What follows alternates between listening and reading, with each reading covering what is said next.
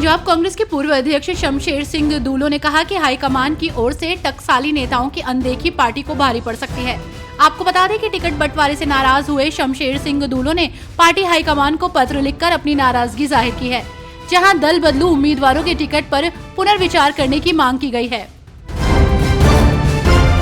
National conference के लिए 37 साल बाद होने जा रहे चुनाव के लिए जम्मू कश्मीर की तीनों सीटों पर कड़ी चुनौतियों का सामना करना पड़ रहा है।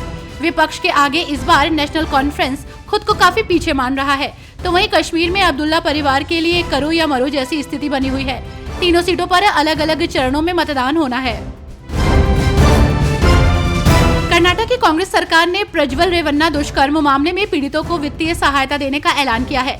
कर्नाटक में कांग्रेस के प्रभारी रणदीप सुरजेवाला ने सीएम सिद्धारमैया की मौजूदगी में ये बयान दिया है। सुरजेवाला ने कहा है कि मुख्यमंत्री सिद्धारमैया ने दुष्कर्म पीड़ितों को वित्तीय सहायता देने का फैसला किया है। राज्य सूचना आयुक्त और प्रखर राष्ट्रवादी कवि वीरेंद्र सिंह वत्स ने उत्तर प्रदेश की राज्यपाल आनंदीबेन पटेल से शिष्टाचार भेंट की है। इस मुलाकात के दौरान कवि वीरेंद्र सिंह ने कहा कि अपना दूसरा काव्य संग्रह अंत नहीं है राज्यपाल को भेंट किया है।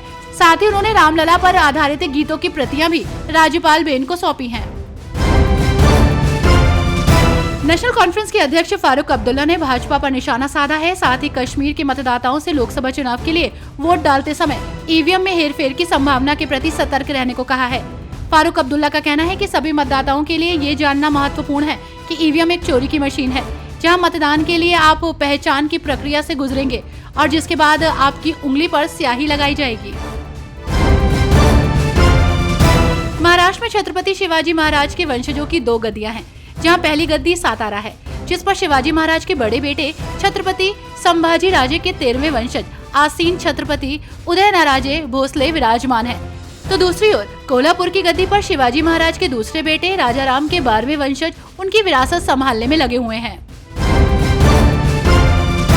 लोकसभा चुनाव के बीच प्रधानमंत्री नरेंद्र मोदी एक बार फिर अयोध्या में रामलला के दर्शन करेंगे। वहीं अपने अयोध्या दौरे पर पीएम मोदी रामलला के दर्शन पूजन करने के बाद से भाजपा उम्मीदवार लल्लू सिंह के समर्थन में रोड शो करेंगे, जहां पीएम मोदी अवध की 9 लोकसभा सीटों को साधने की कोशिश करेंगे। इस्कॉन के सबसे वरिष्ठ सन्यासियों में से एक और इस्कॉन इंडिया की गवर्निंग काउंसिल के अध्यक्ष गोपाल कृष्ण गोस्वामी महाराज का आज रविवार को निधन हो गया। उनके निधन की खबर से भक्तों और वृंदावन सहित विश्व के सभी मंदिरों में शोक की लहर है। लोकसभा चुनाव के तीसरे चरण में 7 मई को बरेली और आंवला सीट पर मतदान होना है, लिहाजा चुनाव प्रचार का शोर आज रविवार शाम 6 बजे थम गया, जिसके बाद अब प्रत्याशी डोर टू डोर जनसंपर्क कर सकेंगे। प्रचार में कहीं कोई कसर न रह जाए, जिसके लिए प्रत्याशियों ने अपने चुनाव प्रचार को लेकर अपनी पूरी ताकत झोंक दी है। गुजरात की सबसे वीवीआईपी सीट गांधीनगर से गृह मंत्री अमित शाह चुनाव लड़ रहे हैं, जहां उनके सामने मुकाबले में कांग्रेस की सोनल पटेल चुनाव मैदान में है।